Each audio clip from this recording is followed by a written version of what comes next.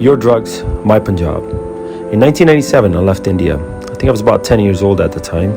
There were hardly any cases of drug overdoses or suicides in Punjab that I remember.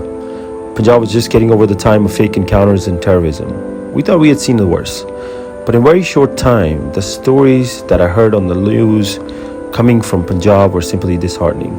Young kids overdosing outside of villages, as if mothers of Punjab had not suffered enough. Punjab got hit with another pandemic.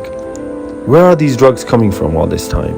We were all asked to blame the Indo-Pak borders. But tell me one thing, who in Punjab or in India, for that case, afford to buy 3,000 kilograms of Afghan heroin that was recently found in Adani ports? Obviously not the guy you hear about on the news overdosing.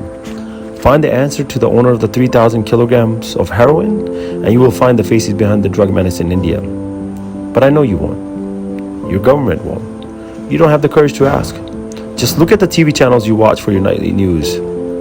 Anyway, remember that one picture I posted recently on my social media with a mother crying on my shoulder? Well, the story behind it was that I just finished a speech at a stage. I'd asked people to demand 3 things from every political party: health, schools, and trade. Well, as soon as I finished the speech, the mother ran after me. She chased me to the door and she said, "Can you add another thing?"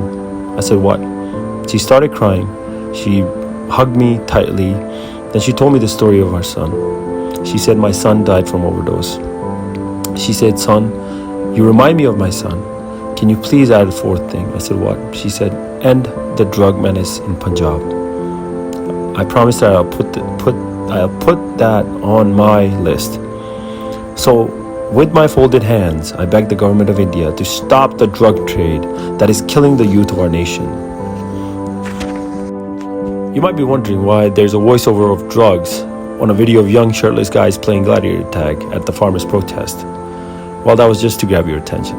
Well, while I do have your attention, let me tell you another story.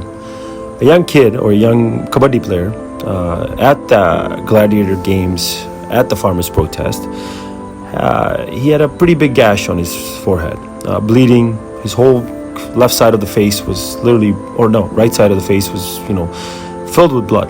And, as I started clearing his wound, I told him that I'll have to use local anesthesia before I suture. He refused. He said he wants the pain. I said, "What? Why?" He said he, unlike me, wasn't at the protest for the past 10 months. And this was the first time he came to the protest to play kabaddi. And I said, "It's fine. It's not a big deal." He said, "No, I want to feel the pain. And I feel bad for not coming before." And I refused. I said, "Listen, I'm not going to suture your head without you taking anesthesia. It's just not the way I'm trained." And he said, "You know what? I don't want your sutures then." And, after, looking at him and, realizing he needed medical attention, I agreed. And I sutured his face without anesthesia. And not a single time did he blink. He did not blink, not a flinch. He took it. He took the pain. I don't know. Maybe that was his way of saying sorry or whatever it meant.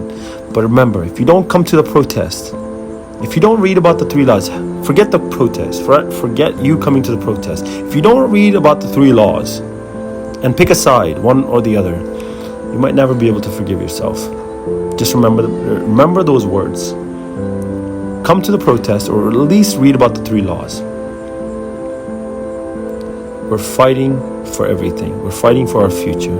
We're fighting for our healthcare system. We're fighting for a better education. We're fighting to get a trade going for our agriculture. We're fighting for our future. We're fighting to save our land. Either support or at least read about the 3 laws. Thank you. Jai Hind.